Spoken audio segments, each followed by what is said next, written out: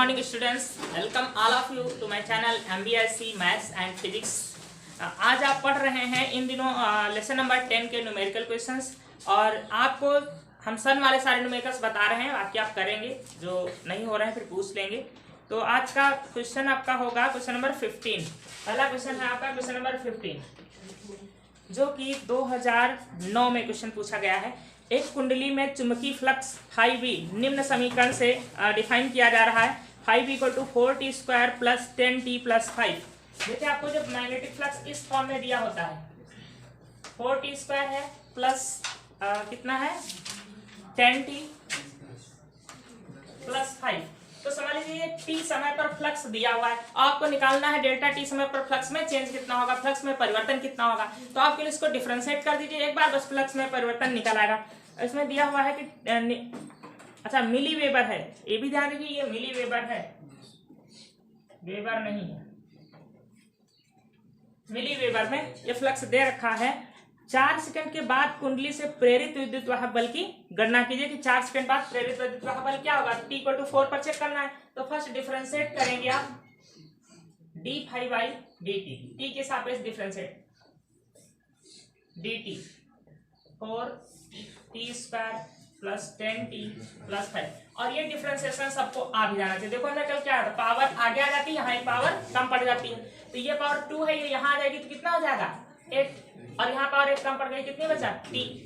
यहाँ पर ये 10 है ऑलरेडी, जब t के सापेक्ष कर रहे हो t ही लिखा है तो इसका मान 1 हो जाता है, तो इस t का मान यहाँ पर कितना हो जाएगा 1, और ये है कांस्टेंट तो इसका क्या हो जाएगा 0।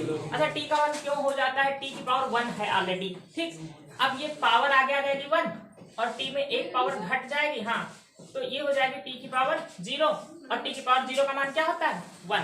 किसी भी संख्या की पावर अगर 0 है तो उसका मान क्या होता है 1 होता है, तो इसलिए यहाँ पर मान दिया गया। और ये फ्लक्स ये जो उत्पन्न हुआ है d∅dt, ये क्या है t समय पर फ्लक्स में परिवर्तन है, तो इसी को आप क्या कहते हैं E कहते हैं।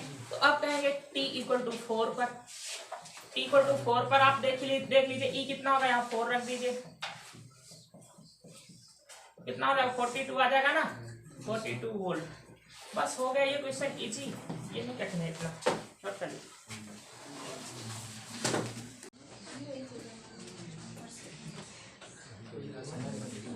नाउ क्वेश्चन नंबर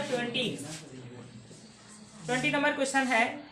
एक वायुयान जिसके दोनों पंखों की नोकों के बीच की दूरी 30 मीटर है, वायुयान उसके ये पंख ऐसे फैले हुए हैं, तो ये जो है उस चालक का काम करेंगे, जो एक डेरिवेशन कराए थे, चालक की लंबाई L है, तो ये फैले हुए पंख चालक की लंबाई का काम करेंगे। तो ये जो 30 सेंटीमीटर दिया है, ये क्या चालक की लंबाई, कितने मीटर, पंखों की लंबाई मतलब चालक की लंबाई यहाँ पर हो जाएगी, तथा 300 किलोमीटर प्रति घंटे के वेग से नीचे उतर रहा है। इसकी जो चाल है 300 किलोमीटर प्रति घंटा पर आवर है, तो इसको मीटर पर सेकंड में कन्वर्ट करना पड़ेगा। कैसे करेंगे, हाँ किलोमीटर पर घंटा हो, उसको मीटर पर सेकंड में चेंज करना हो तो करते हैं 5/18 से, इसको करते हैं 18 से भाग भी हो जाएगा, करके देखिए हो जाएगा ना, कितना होगा 6 से काट लीजिए, 6 के 18 और 6 पंचे 30। अब तो कैंसिल होगा, कुछ क्या जाएगा 250/3 क्या जाएगा, इतने मीटर पर सेकेंड। ये आपका मीटर पर सेकेंड में आ जाता है डायरेक्ट। अगर किलोमीटर प्रति घंटा को 5/18 से आप उसको मल्टीप्लाई कर देते हैं तो ये आ जाता है मीटर पर सेकेंड में स्पीड। तो ये इतनी स्पीड से नीचे उतर रहा है। उतरते समय वायुयान के पंख पूर्व पश्चिम में हो, ये जब नीचे उतर रहा है तो इसके पंख ऐसे हैं, इस प्रकार पूर्व पश्चिम में, और पृथ्वी का जो चुंबकीय क्षेत्र है उसकी डायरेक्शन क्या है, साउथ से नॉर्थ की ओर जा रही मैग्नेटिक फ्लक्स लाइन। तो जब ये ऐसे उतरेगा तो बताइए चुंबकीय फ्लक्स लाइंस को काटते हुए नीचे उतरेगा कि नहीं उतरेगा, काटेगा। काटने का मतलब ये हुआ कि जैसे इधर से चुंबकीय बल रेखाएं आ रही हैं, तो अगर ऐसे ये जहाज उतर रहा है तो इसके पंख इसको वैसे काटते हुए जा रहे हैं जैसे कि आप गड़ासे से किसी झाड़ू की सिक्कियों को काट रहे हो मान लीजिए, ठीक, तो ये काटते हुए जाएगा। अगर पंख ऐसे होते तो ये मैग्नेटिक फोर्स लाइंस के बीच में गिरता हुआ चला जाता, लेकिन ये मैग्नेटिक फोर्स लाइंस को काट नहीं रहा होता। तो जब पंख पूर्व पश्चिम में है तो इसके सिरों पर जो है इलेक्ट्रोमोटिव फोर्स प्रोड्यूस होगा, E उत्पन्न होगा, ठीक है। और जब ऐसे पंख है तो उत्पन्न नहीं होगा। तो यहाँ पर क्वेश्चन है आपका वायुयान के पंख पूर्व पश्चिम में हो तो इनके पंखों की नोकों के बीच प्रेरित वैद्युत वाहक बल ज्ञात कीजिए। तो जब वायुयान के पंख पूर्व पश्चिम में है तो E इक्वल टू आपका फार्मूला क्या था, VL, ये जो था यहाँ पर E नहीं, हमने V ही बताया था डेरिवेशन में, लेकिन यहाँ पर हम E लिख ले रहे हैं उसको, वो था तो वैद्युत वाहक बल ही, और V चुंबकीय क्षेत्र होगा, V इसका वेग होगा, L लंबाई होगी, V चुंबकीय क्षेत्र होगा पृथ्वी का क्षैतिज घटक, क्योंकि जब ऐसे उतरता है, जब उतर रहा है तो पृथ्वी के क्षैतिज घटक को काट रहा है जो ऐसे क्षैतिज घटक है, और अगर ये जा रहा है ऐसे उड़ रहा है इस डायरेक्शन में ऐसे चल रहा है या ऐसे आ रहा है तो ये ऊर्ध्व घटक को काटते हुए चलता है, क्योंकि पृथ्वी के चुंबकीय क्षेत्र के दो घटक हैं, एक क्षैतिज घटक है ये वाला और एक ऊर्ध्व घटक है ये वाला। तो जब ऐसे ये चलेगा तो किस घटक को काटते हुए जाएगा, ऊर्ध्व घटक को। इस समय क्षैतिज घटक को काट रहा है, तुमको बी की जगह रखना होगा BH मींस क्षैतिज घटक। तो क्षैतिज घटक का मान दे रखा है कि यदि पंख उत्तर दक्षिण दिशा में हो तब क्या होगा, और BH दे रखा है 0.4 गॉस। BH का मतलब क्या, हॉरिजॉन्टल कंपोनेंट, गॉस में था 10⁻⁻4 से मल्टीप्लाई कर लीजिए, टेस्ला हो जाएगा।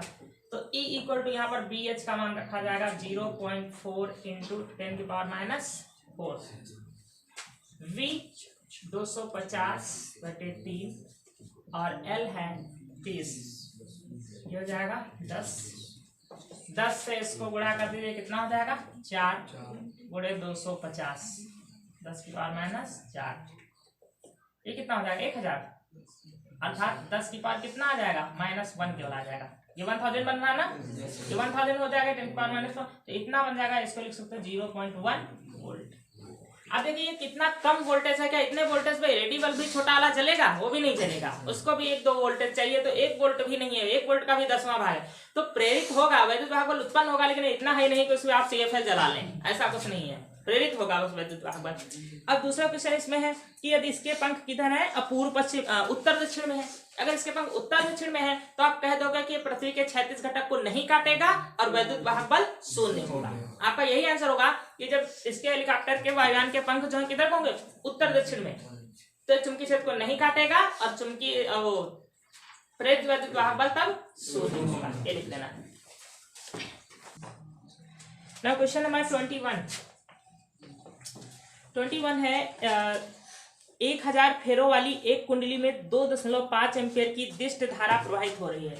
1000 फेरों वाली आप जानते हैं ये N हो गया, अब लिखा है 2.5 एम्पियर, ये क्या है एम्पियर, वैद्युत धारा है, सब मात्रक से ही पता चलता। दिष्ट धारा प्रवाहित करने पर कुंडली से बद्ध चुंबकीय फ्लक्स हाई है 1.4 इंटू 10⁻⁻4 वेबर।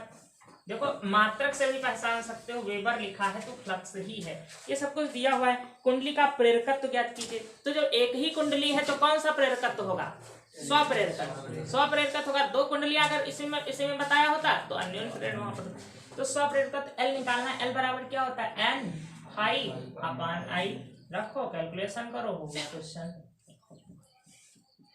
है इजी कि नहीं आगे देखिए, सब इजी है। 2.4 यहाँ डेसिमल एक अंक बाद बराबर है ना, तो डेसिमल हट जाएगा, ये इसको 1 मत समझ लेना, हमने डेसिमल हटाया है। अब इसको 25 से भाग कर दोगे तो ये आ जाएगा 40, और यहाँ पर बच जाएगा कितना हो जाएगा 14 से इसको मल्टीप्लाई कर दोगे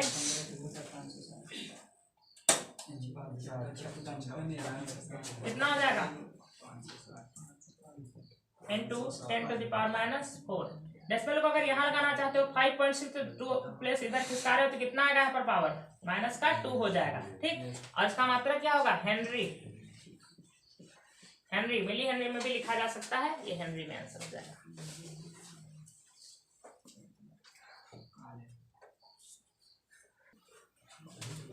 क्वेश्चन नंबर 22, किसी कुंडली में, मीन्स एक ही कुंडली है, किसी कुंडली में 0.1 सेकंड में धारा 0 से बढ़कर 5 एम्पियर हो जाती है। देखिए 0.1 सेकंड में ये डेल्टा T हो गया 0.1 सेकंड।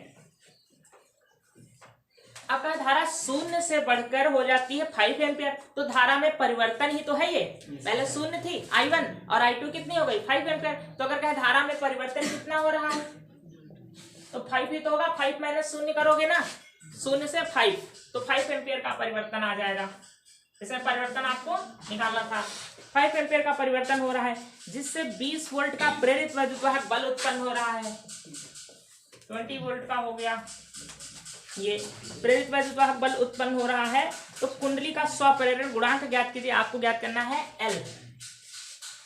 L बराबर क्या होता है minus E upon delta I upon delta T. ये अब यहाँ पर आप तो ये कर सकते हो, देखो 0 से 5 हो रहा है, ठीक है। अगर आप प्लस माइनस का ध्यान रखना चाहते हो, प्लस माइनस के अनुसार आंसर निकालना चाहते हो तो यहाँ पर आप करोगे 0 से 5 हो रहा है तो 0 माइनस 5 करोगे, ठीक। तो क्या आ जाएगा माइनस का I आ जाएगा, ठीक। लेकिन आपको यहाँ कोई मतलब नहीं, आप करंट में चेंज कितना हो रहा है वो बस पॉजिटिव निकाल लीजिए और यहाँ पर पुटअप कर दीजिए। माइनस ई का मतलब मान है 20 और डेल्टा ये कितना है I का मान 5 और डेल्टा टी यहाँ रखना है, लेकिन यहाँ की वैल्यू यहाँ रख दी जाती है, ये मल्टीप्लाई हो जाता है 0.1। L इक्वल टू ये कितना हो जाएगा माइनस का 2, इससे इसको मल्टीप्लाई करेंगे 2/5। L इक्वल टू हो जाएगा 0 डेसिमल कितना 4 मात्रक हेनरी, ये मात्रक हो जाएगा।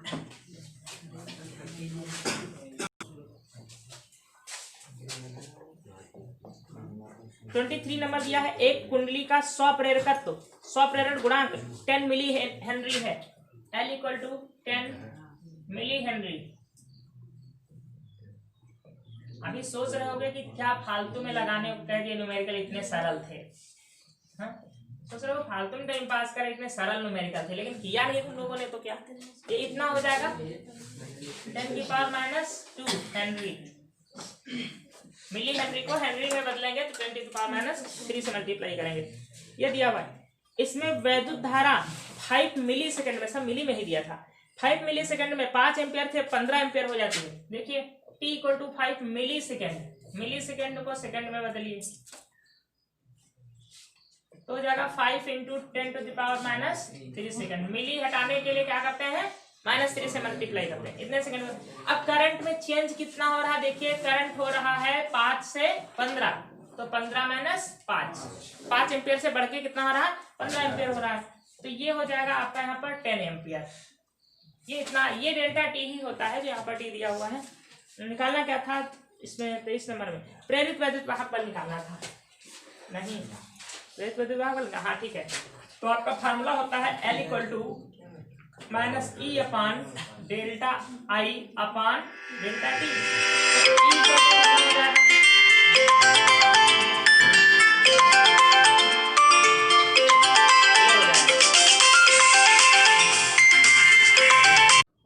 Now question number 24 number 5 henry के एक प्रेरकत्व में 0.1 सेकेंड में धारा 12 एम्पियर से बदलकर 7 एम्पियर हो जाती है। सब कुछ एक ही बार में आप समझ जाते हैं। L इक्वल टू 5 हेनरी, ठीक, एक कुंडली है, और T delta T equal to 0.1 second, और धारा में परिवर्तन डेल्टा का मतलब परिवर्तन 12 सेकेंड से 7 एम्पियर हो जाती है। कितना बचेगा, ये आपको निकालना क्या होगा, E निकालना साथ ना, हाँ। प्रेरित विद्युत वाहक बल E equal to -L delta I upon delta T. -L, L का मान 5 हेनरी है और डेल्टा I का मान 5 है और ये है 0.1। E इक्वल टू ये हो जाएगा 25 और डेसिमल हटाएंगे तो ऊपर 0 बढ़ेगा, इतने वोल्ट हो जाएगा। ये यहाँ भी आप देख रहे हैं माइनस दिया है। क्वेश्चन नंबर 25, एक कुंडली का स्वप्रेरण गुणांक 80 मिली हेनरी है। L equal to 80 milli henry, तो L इक्वल टू हो जाएगा 80 इंटू 10⁻³ हेनरी। ये आपका L हो गया, कितने हेनरी है। और इस कुंडली में कितने समय में धारा 0 से बढ़कर 5 हो जाएगी। आपको डेल्टा टी फाइंड करना है, क्वेश्चन मार्क, और धारा 5 से बढ़कर क्या था शून्य से बढ़कर 5 हो जाएगी, अर्थात धारा में परिवर्तन जो हो रहा है कितना 5 - 0 = 5 एम्पियर। मिली एम्पियर तो नहीं है, 5 एम्पियर होने पर प्रेरित विद्युत वाहक बल 400 वोल्ट है। E = 400 वोल्ट है। अब देखिए चूंकि ये जो दिया है ये वोल्ट में दिया है, ये एम्पियर में दिया है, तो इसको हम मिली में नहीं रख सकते किसी भी फार्मूले में। किसी भी फार्मूले में सभी फिजिकल क्वांटिटी एक ही सिस्टम में होनी चाहिए, MKS या CGS जो भी है, तो इस वजह से उसको चेंज करना बहुत जरूरी है। फार्मूला क्या लगाएंगे, T निकालना है आपको, तो आप ये फार्मूला लगा दीजिए, L E = -L delta I upon delta T। E है 40 -L, L कितना है 80 × 10⁻³ और I डेल्टा I हो गया 5 और ये हो गया डेल्टा T।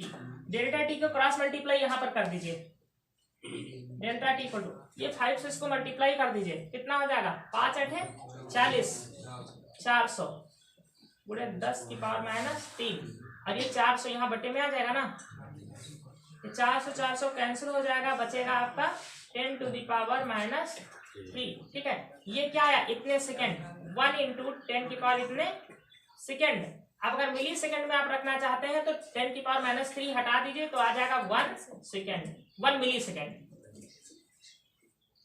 1 लिखोगे अगर केवल तो लिखोगे मिली सेकंड, 10⁻³ हटाओगे तो मिली सेकंड में आंसर आ जाएगा। क्वेश्चन नंबर 26 नहीं 27 नंबर देखिए, 26 आप करिए अपने आप हो जाए। 27 नंबर है 8 मिली हेनरी प्रेरकत्व वाली कुंडली, तो L = हो गया 8 मिली हेनरी। आप मिली हेनरी में मान रखिए ही नहीं, इसको हेनरी में कन्वर्ट कर लीजिए, मिली शब्द हटाना है तो -3 हेनरी ठीक है। इतने हेनरी की कुंडली में 2 एम्पियर की वैद्युत धारा प्रवाहित हो रही है। I = कितना है 2 एम्पियर और आपको निकालना है कुंडली के भीतर संचित ऊर्जा U = ½LI²। याद है नहीं याद है, कुछ नहीं याद है, झूठ बोल रहे हो। I² ये कितना हो जाएगा 4 और यहाँ भी 4 आ जाएगा। U = 16 × 10⁻³ जूल, ये आपका आंसर हो गया। अब कितने होंगे U निकालना होगा वो हम नहीं बताएंगे। ना क्वेश्चन नंबर 28 नंबर है जब एक प्राथमिक कुंडली में धारा, अब प्राथमिक कुंडली कह दिया इसका मतलब यहाँ पर क्या है 2 कॉइल्स है ना, तो जब 2 हो जाएंगी तो क्या होगा म्यूचुअल इंडक्शन होगा, उनके बीच में अन्योन्य प्रेरण होगा। जब एक प्राथमिक कुंडली में धारा 0 से 2 एम्पियर हो जाती है, 0 से 2 एम्पियर हो जाती है, इसका मतलब धारा में परिवर्तन प्राथमिक कुंडली में कितना हो रहा है 2 एम्पियर का। प्राथमिक कुंडली में धारा में परिवर्तन, इसको आप डेल्टा I1 लिख सकते हैं, वो हो रहा है 2 एम्पियर का, 0 से 2, तो प्राथमिक कुंडली डेल्टा I1 लिखा जाएगा ना, केवल डेल्टा I लिखोगे। इतने एम्पियर 300 मिली सेकेंड में परिवर्तित की जाती है, डेल्टा T 300 मिली सेकेंड, तो सेकेंड में डायरेक्ट लिख दें -3 सेकेंड, मिली को हटा दिया तो डेल्टा T को कितना आ जाएगा 0.3 सेकेंड आ जाएगा। ये इतने सेकेंड में परिवर्तित हो जाती है। तो द्वितीय कुंडली में प्रेरित विद्युत वाहक बल, आप जानते हैं यहाँ पर जो प्रेरित विद्युत वाहक बल हम किसका लेते हैं, दूसरी कुंडली का लेते हैं, E2 वो है 0.80 वोल्ट, E2 = 0.80 वोल्ट। ये जब अन्योन्य प्रेरण की घटना होती है, जो आपको फार्मूला बताया है उसमें E2 होता है ना कि E1 वहां पर लिखा था मैंने। तो अन्योन्य प्रेरण गुणांक कहाँ पहुंच गया, दोनों कुंडलियों के बीच अन्योन्य प्रेरण गुणांक M ज्ञात करना है। आप जानते हैं M बराबर होता है -E2 upon delta I1 upon delta T, ये फार्मूला होता है ना, तो इसी में मान रख दीजिए। E2 0.8 लिख सकते हो, इसको कोई मतलब नहीं है यहाँ पर।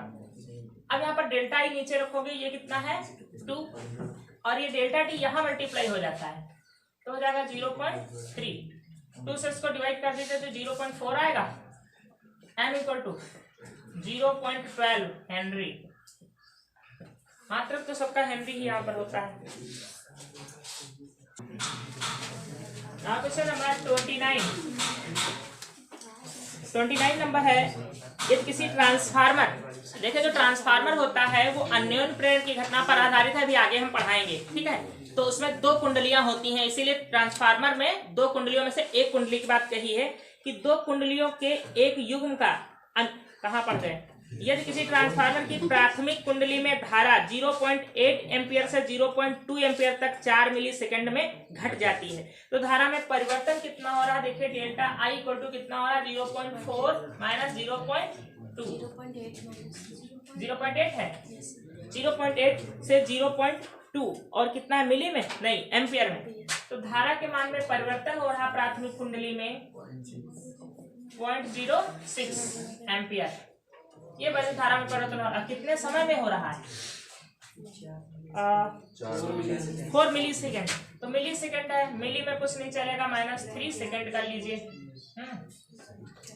-3 सेकेंड हो जाएगा, इतने सेकंड में घट जाती है। तो द्वितीय कुंडली में प्रेरित विद्युत वाहक बल की गणना कीजिए, E2 निकालना है, अन्योन्य प्रेरण गुणांक 1.76 दिया हुआ है, M equal to 1.76 henry, E2 equal to question mark, तो E2 इक्वल टू हो जाता है -M delta I1 upon delta T। जब E2 निकालेंगे तो फार्मूला कन्वर्ट हो जाएगा, यहाँ पर M है 1.76 और डेल्टा I1 कितना निकला है 0.6 और डेल्टा T है 4 इंटू 10⁻³ E2 ये डिवाइड हो जाएगा 4 से, देखिए 0 पॉइंट कितना होगा 4 16 और 4 16 ही होता है, 4 हो जाएगा इंटू 0.6 और 10 की पावर ऊपर ले जाए तो हो जाएगी 10 की पावर +3। E2 इक्वल टू कितना हो जाएगा 6 24 5 2 24 2 26, 3 अंक बाद दशमलव लगेगा ना, यहाँ पर 10 की पावर कितनी यहाँ पर 3।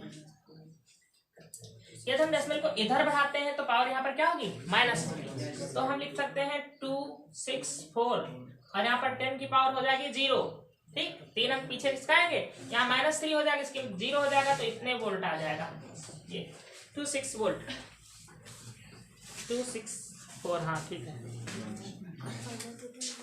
ना। क्वेश्चन नंबर 31 स्पेशल क्वेश्चन है आपके लिए। 15 × 10 की पावर -2 मीटर लंबी धातु की एक छड़, ये छड़ की लंबाई है L इक्वल टू 15 × 10⁻² मीटर, -2, हाँ इतने मीटर लंबी एक छड़ अपने अक्ष के अपने एक सिरे के परिता, अभी जैसा फिगर बनाए थे, ये इसका सिरा यहाँ टिका हुआ है और ये सिरा ऐसे चल रहा है, ठीक है, ये इसकी लंबाई दी है, अपने एक सिरे के परिता एक समान कोणीय वेग 60 रेडियन प्रति सेकेंड, आपने फर्स्ट ईयर में पढ़ा है कोणीय वेग ओमेगा, रेडियन प्रति सेकेंड इसका मात्रक होता है, रेडियन प्रति सेकेंड, ये रेडियन प्रति सेकेंड ओमेगा दिया हुआ है, से घूम रही है। 0 टेस्ला एक समान चुंबकीय क्षेत्र घूर्णन अक्ष की दिशा में लग रहा है, घूर्णन अक्ष, ये घूर्णन अक्ष दिशा है, इसकी दिशा में एक समान चुंबकीय क्षेत्र B इतना है 0.1 टेस्ला, इतने टेस्ला का चुंबकीय क्षेत्र लग रहा है। छड़ के सिरों के बीच प्रेरित विद्युत वाहक बल का मान ज्ञात कीजिए, इसके सिरों के बीच कितना प्रेरित विद्युत वाहक बल E उत्पन्न होगा, आपका फार्मूला ये होता है हाफ ओमेगा, ओमेगा दिया हुआ है 60, ये रेडियन पर सेकंड में ही रखा जाएगा, B टेस्ला में और L का मान मीटर में, 15 × 10⁻², ये डिवाइड हो जाएगा 30 हो जाएगा, E इक्वल टू इसको 15 से 3 को गुणा करोगे 45 हुआ, और ये एक अंक बाद दशमलव लगा हुआ था, इसको 1 से मल्टीप्लाई, यहाँ पर डेसिमल आ जाएगा, समझ पाए कि नहीं, इसको मल्टीप्लाई किया था तो 450 आ गया था, और जब इससे मल्टीप्लाई करेंगे तो ये 45 रह जाएगा, 0 कैंसिल हो जाएगा। किसका स्क्वायर है, अच्छा सब तो गलत हो गया, 1 मिनट, तो ये तो यहाँ पर आ जाएगा, देखो इससे इसको मल्टीप्लाई क्या आ जाएगा 3, अब इसका 15 का स्क्वायर करोगे 225 और 10 की पावर हो जाएगी -4, 3 से इसको गुणा करोगे कितना हो जाएगा 675 गुणा 10 की पावर -4। अगर ये पावर हटाना चाहते हो तो दशमलव 4 अंक यहाँ खिसका के लाओगे, जब कहीं नहीं दशमलव लगा तो यहाँ पर होता है, तो हो जाएगा 0.0675 वोल्ट। ये इंपॉर्टेंट है क्वेश्चन, नोट कर लीजिए, डेरिवेशन भी आपको बताना पड़ेगा किसी तरह। Now question number 32 and last question of this lesson. 2 metre लंबाई की धातु की एक छड़ अपने एक सिरे के परितः 5 रेडियन प्रति सेकंड के कोणीय वेग से ऊर्ध्वाधर तल में घुमाई जाती है। 5 मीटर ये L हो गई। 2 मीटर 2 मीटर लंबाई छड़ है और ओमेगा इसके लिए दिया हुआ है 5 रेडियन पर सेकंड, रेडियन प्रति सेकंड के कोणीय वेग से घुमाई जाती है, ऊर्ध्वाधर तल में घुमाई जाती है। अब देखिए ऊर्ध्वाधर तल में घुमाई जाती है तो मान लीजिए ये चुंबकीय क्षेत्र पृथ्वी का क्षैतिज वाला है और इसको अगर ऐसे घुमाया जा रहा है, ये ऐसे घूम रही है, इस प्रकार से मूव कर रही है तो चुंबकीय क्षेत्र को काटेगी कि नहीं काटेगी? काटेगी। और अगर ये ऐसे घुमाई जाए तो ऊर्ध्वाधर तल को काटेगी, ऐसे घुमाई जाए तो ऊर्ध्व तल को काटेगी, अगर ऐसे घुमाई जाएगी तो ये क्षैतिज तल को काटेगी। फिलहाल किसी भी क्षेत्र को काट रही है। ये ऊर्ध्वाधर तल में घुमाई जाती है पृथ्वी के चुंबकीय क्षेत्र का क्षैतिज घटक। अब यहाँ जब ये ऐसे घुमाई जा रही है तो किस क्षेत्र को काट रही है? क्षैतिज घटक को, ऊर्ध्वाधर तल में। तो क्षैतिज घटक का मान दिया 0.2 गॉस BH, 0.2 गॉस और इसको टेस्ला में चेंज कर लीजिए 10⁻⁴ टेस्ला, ये हो जाएगा 10⁻⁴ टेस्ला। फिर दिया हुआ है दोनों सिरों के बीच प्रेरित विद्युत दाब पर E निकालना है तो E = ½ BH omega L²। Value put up कर दीजिए। 1/2 BH है 0.2 इंटू 10⁻⁻⁴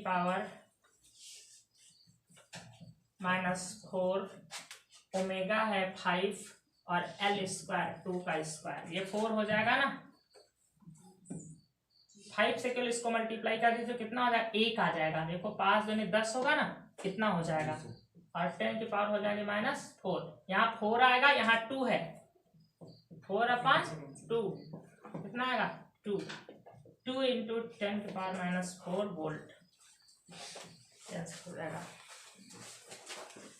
मिली वोल्ट में अगर लिखोगे तो देखो इसको क्या करोगे? 0.2 इंटू 10⁻³ वोल्ट करोगे और -3 हटा दीजिए तो -3 पावर ये हटा दीजिए तो इतने मिली वोल्ट आ जाएगा।